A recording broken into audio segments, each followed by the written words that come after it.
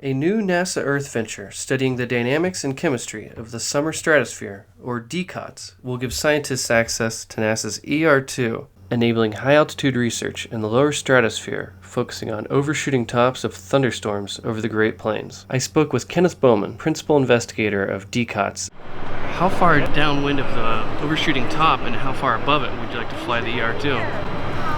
Well, we'd like to get as high as the tops are. So we can probably do that. I think the ER2 will go about as high as these things actually extend. Probably will not actually fly over the tops of them, Okay. because there may be turbulence above the tops of the storms. So downwind, we will aim to see these things from as close as 50 kilometers. That's probably about as close as we can get with the aircraft to the active convection, and as far as 1,000 kilometers. What we're actually planning to do is to observe these overshooting storms when they happen with the weather radar network, and then we can use the weather forecast to forecast where those plumes will be even the next day. We don't have to observe them right when they're happening. We can observe them a day or even 2 days later.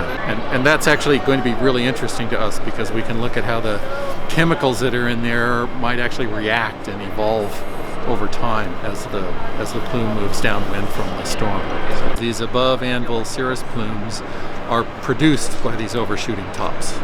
So they inject all of this water and ice there into the lower stratosphere, and that blows off downwind. And that's what produces those cirrus plumes above the anvil. I don't know whether we'll actually fly through any of those cirrus plumes, because the stratosphere is so dry that they tend to evaporate pretty quickly, but we may.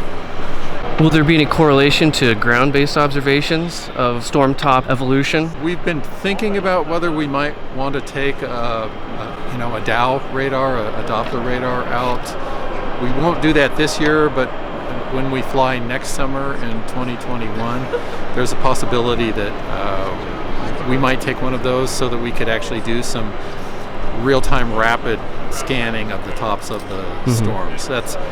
It's a difficult thing to do, because you have to be in the right place at the right time, with the right view and the right distance from the storm and all of that. So it's something we're thinking about, but we haven't made a decision yet. Is there any particular thing you're most excited to see once this observations are underway?